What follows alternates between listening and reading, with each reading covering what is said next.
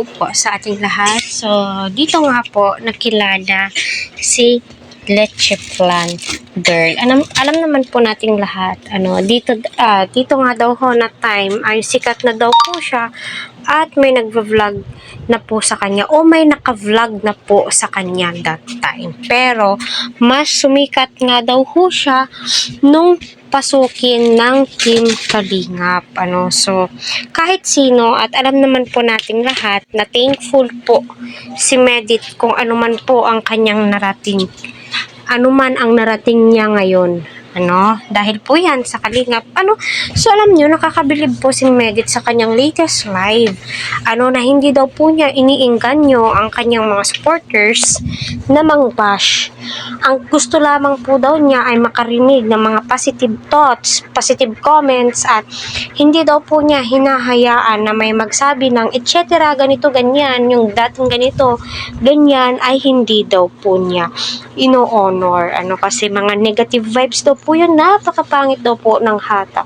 So, mapapabilib ka po talaga sa kanya kung ano yung ugaling meron siya. Kaya binibless po siya ng husto. So, panoorin muna natin. Nakakatuwa. Yung palagi ko pong sinasabi, I'm not a big fan of Dandet. Sa love team po nila, hindi po ako nanonood, to be honest. Pero, nung umalis siya sa Kalingap, tilay, doon po ako humanga sa kanya. Humanga po ako sa, yung tawag nito, yung ugaling meron siya. Hindi po niya iniingganyo yung mga supporters niya para manghusga, mangbash. No. Siya ay napaka-positibong babae sa totoo lang. So, panoorin natin, Ang isang dalaga na nagtitinda ng leche flan sa plaza. Sinubukan ko siyang kausapin ng hindi nagpapakilala. At pasimpleng kinukunan ng ating mga cameraman.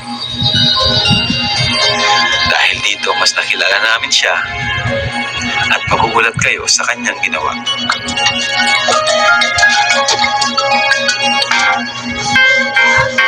Ulat.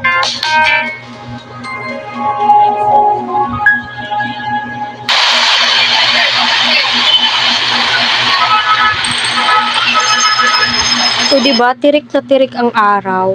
Napakasimple po niya, Nakakatuwa pala siya.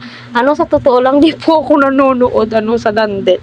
Dito lang po ako, sinasariwa ko yung nasa Kalingap pa siya. Nakukompare ko yung video na as of now, na nasa Hong Kong siya. Masasabi mo, wow, bait pala nitong batang to, Medyo mas ahead lang po ako kay Medit, Alam niyo na, dalawa na po yung kiddos na ko kahit di nyo po tinatanong. So, continue po natin panoorin.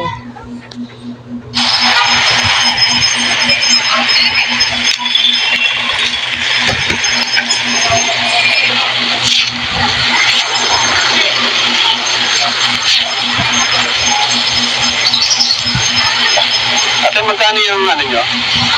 Alin po? Leche flan ba yan? Yes po. Leche flan and grahams po. Leche flan ng grahams. Magkano po yan? 13 po, 40. 65. Magkano ito? 13 pesos po. 13. Yes po. Tapos, 40 pesos po. 40 pesos. Ano yung gumawa niyan? Mama ko po. Mama mo. Po. Tapos yung mama ko po ang gumagawa ng Yung grahams, ikaw gumagawa. So, dito that time, tila hindi po niya na-recognize si Kalingap Rob, Okay. Sipag mo naman, Yes po. Kailangan po. Kailangan po. Kailangan. Okay. Taga rito talaga kayo sa Naga? Yes po. Taga-Abelya lang po. Taga-Abelya? Okay. Tagal mo na bang ginagawa ang pagtinda? Siguro po mga... Since 2017 po nagtitinda na kami dito. Since 2017?